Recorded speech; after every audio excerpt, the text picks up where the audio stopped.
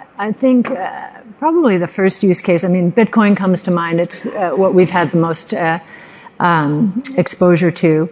And there is a store of value role for Bitcoin. That would be a starting point, I think. Just, test the waters this way, digital gold, try it out. I think, I don't think it's going to be a swoosh, but I think it's going to be feeling our way in. Mm-hmm. We did it through GBTC. That is the only way we could do it. It was a security. It's the Bitcoin Investment Trust. Yes, it's the Bitcoin Investment Trust. It trades over the counter as GBTC.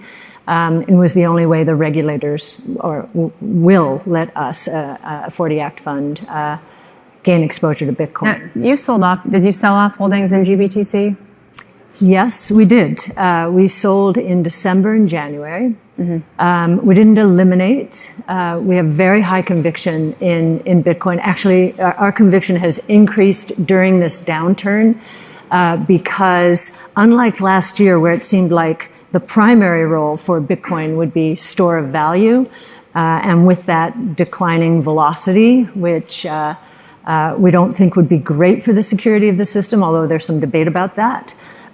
What you saw in this correction is Bitcoin's share of the crypto asset network value, so the more than 2,000, the value of the more than 2,000 crypto assets went from the low 30% share to the high 50% share, which felt to us like, okay, Bitcoin may be showing itself as the reserve currency of the crypto asset ecosystem.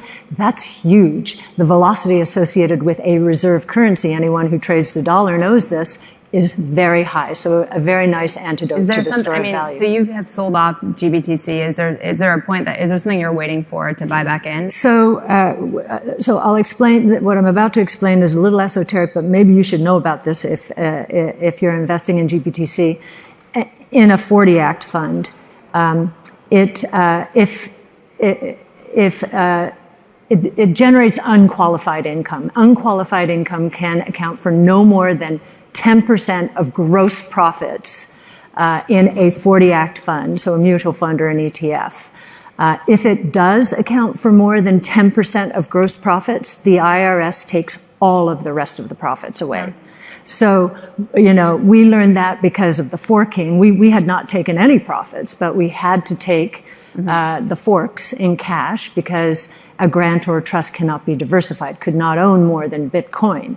So that was quite problematic. Okay. Thank God we did have a big year last year, so it was not more than 10% of our profits. But we have to be very careful with this instrument now.